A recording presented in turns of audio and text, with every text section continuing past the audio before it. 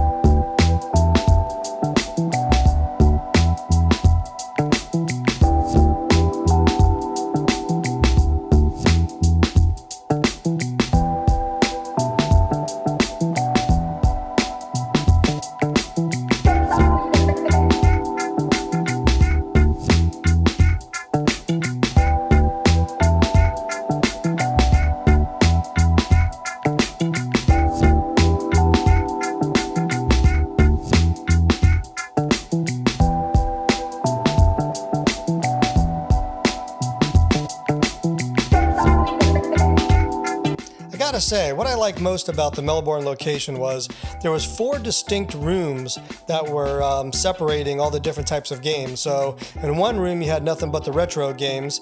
Well, now they're called retro games, of course. Back in the day, they were just video games.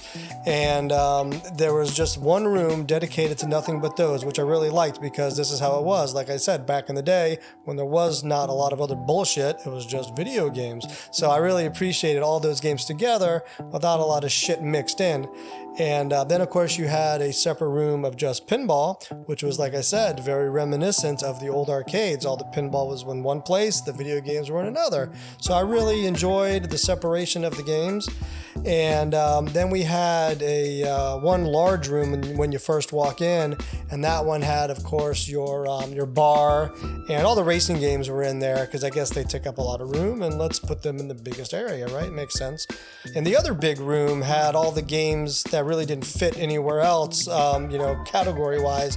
There was skee ball, you had some basketball, the punching bullshit was in there, which is always fun, like dislocate your fucking shoulder, which I do almost every time I go, but that was fun.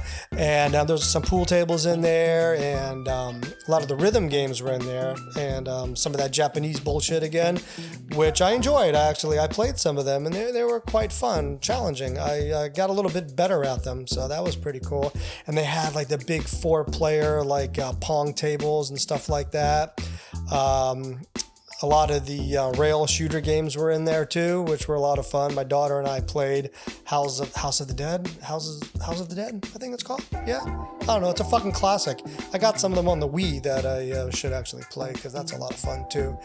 But overall, this location I found to be more fun, like I said, just because of the separation of all the games. It was just more enjoyable to me that way. So yeah, and that brings me back to another topic was the separate retro game area itself.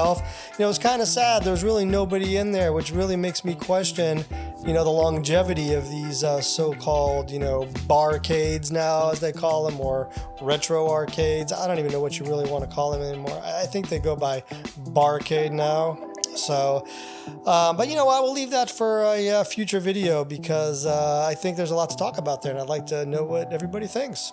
So, thanks for watching. See you next time. Bye.